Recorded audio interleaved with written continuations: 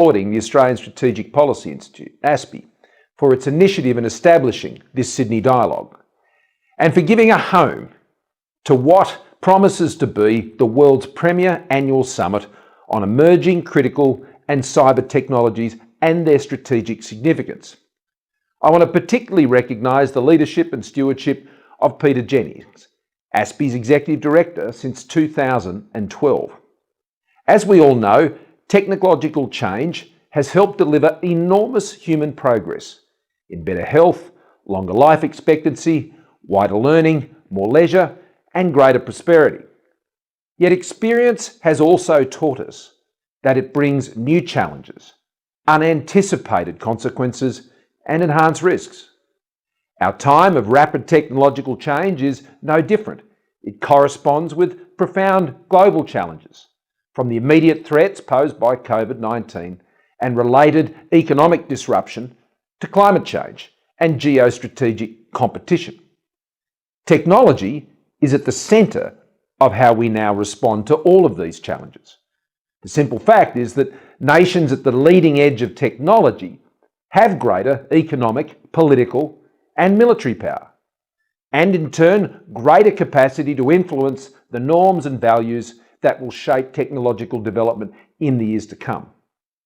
Nowhere is this more powerfully illustrated than in our region, the Indo-Pacific region, the world's strategic centre of gravity. So this inaugural Sydney Dialogue is very timely. Australia knows that our future security and prosperity depends on us being part of the technological revolution shaping the world. And I'm confident this dialogue will spur new ideas, create closer partnerships, and deepen our shared understanding of the opportunities and challenges of critical, emerging, and cyber-enabled technologies. It's why the Australian Government is pleased to partner with ASPI in bringing together in this virtual format the best strategic thinkers on what's at stake in the years ahead. Partnerships matter. Australians recognise instinctively that to remain an open, free, sovereign and prosperous nation, we need strong and durable partnerships, now more than ever. In September, I announced alongside President Biden and Prime Minister Johnson the new AUKUS Enhanced Trilateral Security Partnership. This is a partnership based fundamentally on trusts and shared interests. A partnership where, guided by our enduring ideals and shared commitment to an international rules-based order, to democratic freedoms, we have resolved to deepen our diplomatic, security and defence cooperation in the Indo-Pacific. To state the obvious, AUKUS is much more than nuclear submarines. AUKUS will see Australia, the United Kingdom and the United States promote deeper information sharing, foster greater integration of security and defence-related science, technology, industrial bases and supply chains, and strengthen our cooperation in advanced and critical technologies and capabilities. As ASPI has written perceptively, the real potential of AUKUS lies in how the new grouping can be leveraged in the long term to help Australia deal with the profound technological disruption about to sweep the world. Our trilateral efforts in AUKUS will enhance our joint capabilities and interoperability, with an initial focus on cyber capabilities, artificial intelligence, quantum technologies, and additional undersea capabilities. Our officials are reporting back to leaders within 90 days of our announcement with a proposed AUKUS work plan. This work plan will involve exchanges of information, personnel, and advanced technologies and capabilities, joint planning, capability development and acquisitions, and joint collaboration in science and technology, and developing common and complementary security and defence-related science and industrial bases. It's a big agenda. AUKUS is a broad and adaptable partnership that will drive our technology and capability cooperation to meet the challenges of the 21st century in our region, the Indo-Pacific region. We are also deepening our technology partnerships through the Quad. Together with India, Japan, and the United States, Australia is working to harness our respective nations' capabilities to enhance the resilience of Indo-Pacific supply chains and foster an open, accessible, and secure technology ecosystem. At September's first in-person Quad Leaders meeting in Washington, D.C., we agreed to strengthen lines of effort across a number of very important areas, including technical standards, with an initial focus on communications and AI 5G deployment and diversification, and detailed horizon scanning and mapping with an immediate focus on supply chain security for semiconductors and their vital components, as well as exploring opportunities for cooperation on advanced biotechnologies. We're also working within the Quad to bolster critical infrastructure resilience against cyber threats, benchmarking against international best practice. At home, our Office of Supply Chain Resilience is monitoring supply chain vulnerabilities and coordinating whole-of-government responses to ensure access to essential goods. As a country, around 25 million people, in a world of some 7.8 billion people, most of our technology is and will continue to be imported. Makes sense. In most cases, having diverse, well-functioning markets can meet our technology needs, but in some cases, for critical technologies, we need to ensure we can access and use such technologies reliably and safely in good times and bad. Taking a wider lens, the Australian Government has developed a range of policies to ensure we maximise the opportunities new and emerging technologies offer and to minimise the risks they pose. Our digital economy strategy sets a goal of making Australia a leading digital economy by 2030 by investing in the infrastructure, the skills, the regulation and systems that support, enable emerging technologies. Our AI Action Plan sets out a vision for Australia to be a global leader in developing and adopting AI. Our modern manufacturing strategy is about making science and technology work for industry and encouraging higher levels of technology investment, especially in defence industry, which is one of our key strategic sectors, one of 6. Our cyber security strategy sets out a framework to protect our nation against cyber threats, including threats against critical infrastructure, and to enhance our cyber awareness and capabilities. Our low emissions technology statement positions Australia to become a low emissions technology leader to get us to net zero by 2050, including in clean hydrogen, green steel and aluminium, carbon capture and storage, long duration energy storage, soil carbon management, and ultra low cost solar. This is vital, as I said, to reaching the net zero commitment that we've made, our target for emissions by 2050, and part of our plan for a strong economy and a safer, more resilient Australia. Today, I'm pleased to release another key part of that plan, Australia's Blueprint for Critical Technologies. The Blueprint sets out a vision for protecting and promoting critical technologies in our national interests. It aims to balance the economic opportunities of critical technologies with their national security tasks, and it gives us the right framework to work domestically and with like-minded countries to support further development of these technologies. The Blueprint sets out 4 key goals.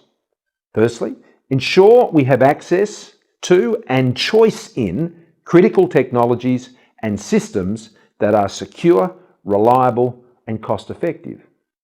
And this promoting as Australia as a trusted and secure partner for investment, for research and innovation, collaboration and adoption of critical technologies.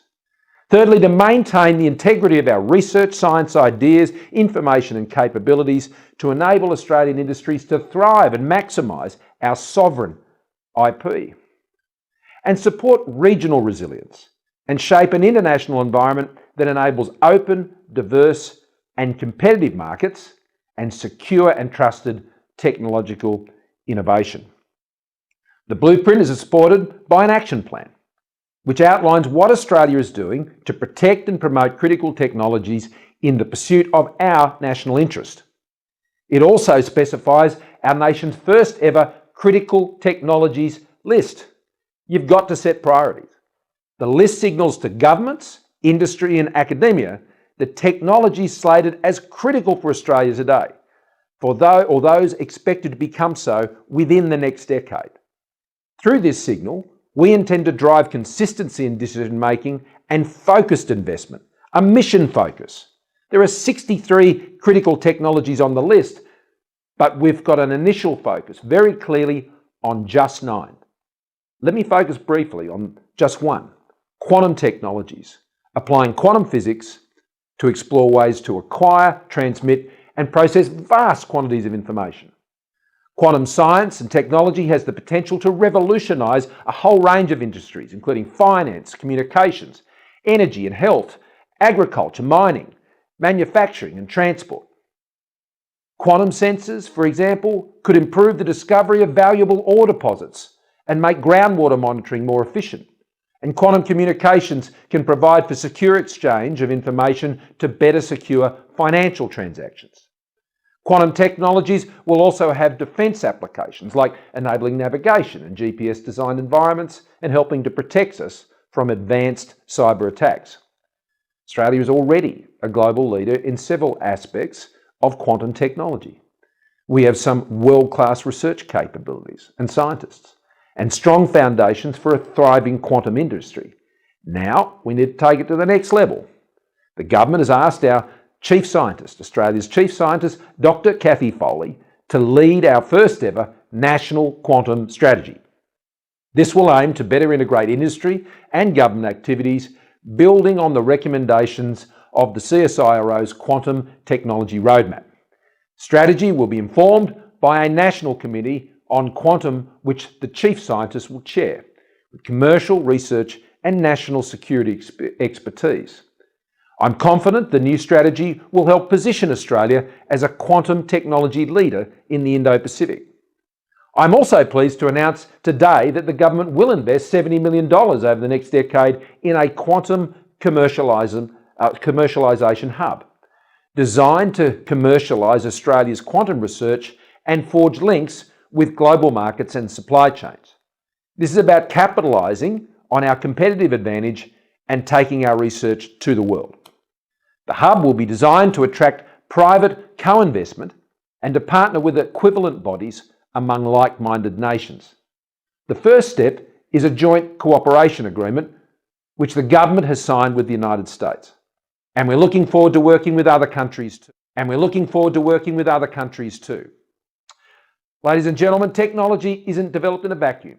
It reflects the values of the society that creates it and uses it, and how they use it. For Australia's part, we are guided by our values as a liberal, democratic nation, based on respect for the rule of law, human rights, economic and religious freedom, gender equality, and independent institutions. We want technology to protect our citizens, protect their autonomy and their privacy and their data. But not all governments see it that way.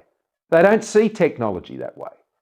As President Biden has said, we're encountering a new era, an era of new technologies and possibilities that have the potential to release and reshape every aspect of human existence.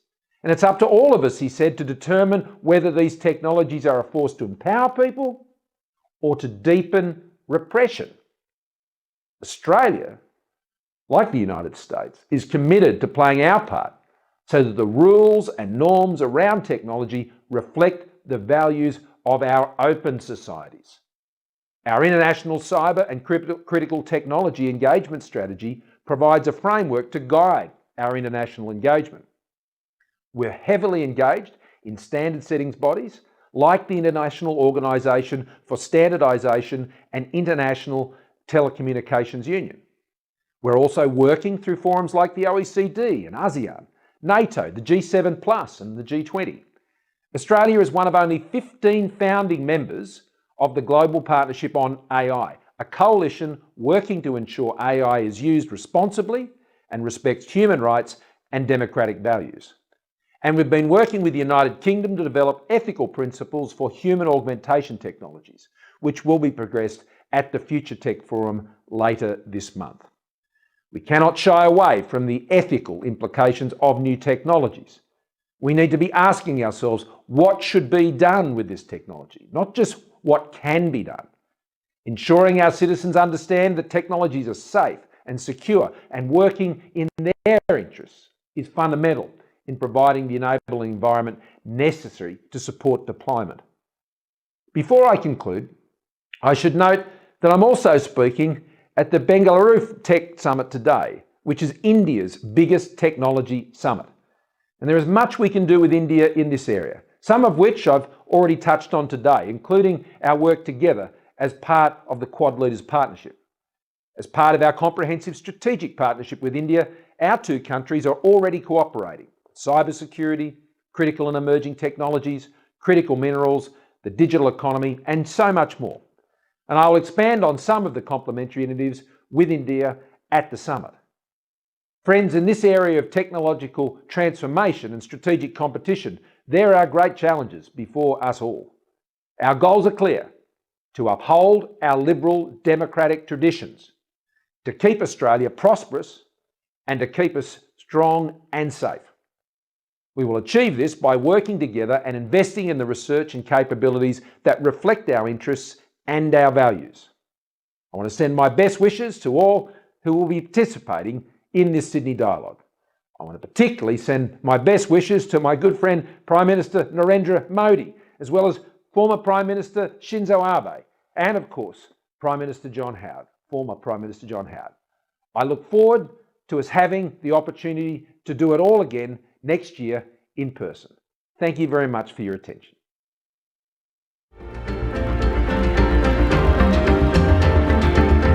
Thank you, Prime Minister, and thank you all for joining us. We hope to see you again tomorrow for what promises to be an exciting day 2 of the inaugural Sydney Dialogue.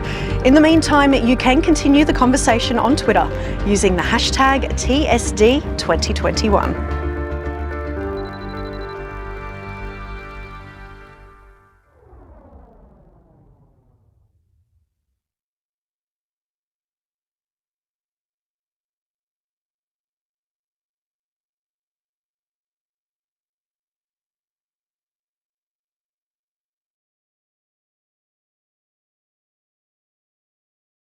Thank you.